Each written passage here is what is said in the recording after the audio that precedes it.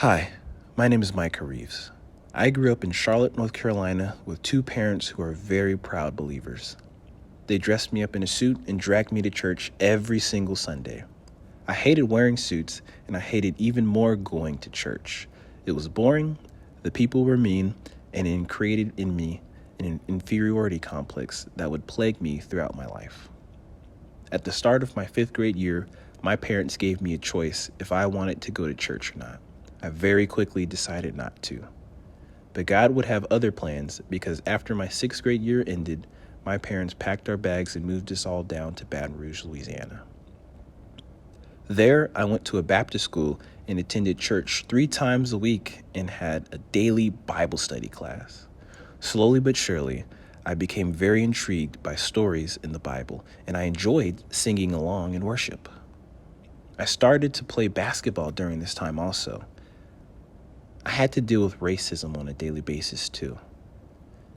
And by being bullied so much, I became a bully. I told lies about people and tried to make them feel as inadequate and as inferior as I felt inside. Sophomore year, I went through a depression, and God took that year to humble my heart. I had a cloud constantly hanging over me. I kept moving forward, but I still had many areas to grow in my character. For my junior year of high school, my parents decided to leave Louisiana and move us to Houston, Texas. There, I made all my decisions based on basketball. When I got to my school, I felt accepted and appreciated at school. But this did not last for long because my toxic behavior eventually came out. But my senior year, I would quit basketball, and it left a huge hole in my heart. I felt numb to everything and everyone. I felt like I had no purpose. But would decide to try and fill that hole by focusing on my relationship with God.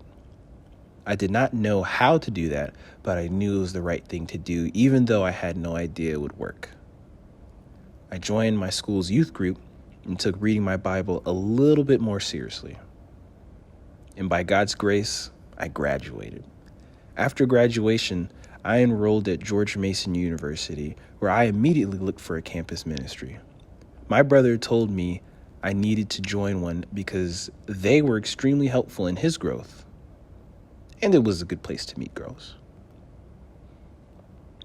I was invited to a ton of campus ministries during my first week of college, but something was off about every single one of them.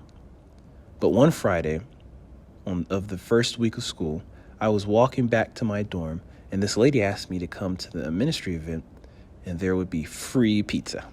I decided to go. I went in and had a time of my life. I immediately felt accepted and loved and sang karaoke for the first time in my life. I was asked to join a Bible study and was all for it. I even said to the guy, I could teach you a thing or two about the Bible. But boy, was I wrong. The Bible exposed so much about my character and my relationship with God. I realized I wasn't living for God. I was living for myself. After realizing I wasn't a Christian, I became convicted. I wanted to make things right with God. During those studies and fellowship with disciples, God was softening my heart and healed me of a lot of my past hurts. After studying the Bible for 2 months, I decided to make Jesus Lord and get baptized on October 31st. And through God's infinite love and mercy, He has healed me from my numb and insecure heart and transformed me from the sinful and toxic child into a man who strives to imitate Christ every day.